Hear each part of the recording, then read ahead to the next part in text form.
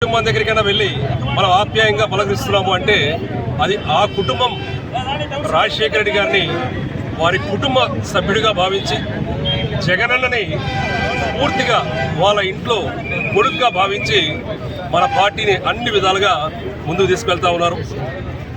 రాజశేఖర రెడ్డి గారు ప్రవేశపెట్టిన సంక్షేమ పథకాలు ఏవైతే ఉన్నాయో పూర్తిగా ఆరోగ్యశ్రీ కానీ ఫీజు రియంబర్స్మెంట్ కానీ అనేక సంక్షేమ పథకాలు ఈ రోజుకి 2 రాష్ట్రాల్లో పూర్తిగా ఎంతమంది ముఖ్యమంత్రులు వచ్చినా కూడా ముందుకు తీసుకువెళ్లాల్సిన అవసరం నడుస్తూ ఉంది.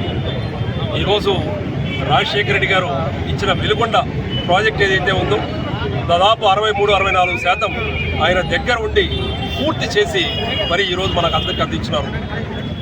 వెలుగొండ ప్రాజెక్టు కానీ మిగతా ఎన్నో జలయజ్ఞంలో భాగంగా ఉన్న ప్రాజెక్టులు ఏవైతే ఉన్నాయో వాటన్నిటిని ముందు తీసుకెళ్తా ఉన్నారు. ఈరోజు రాజశేఖర రెడ్డి గారు ప్రతి ఒక్కరి గుండెల్లో అనేక సంక్షేమ పథకాల ద్వారా అనేక ప్రాజెక్టుల ద్వారా వారు గుర్తుండి మన దగ్గర ఉండి నడిపిస్తూ ఉన్నారు.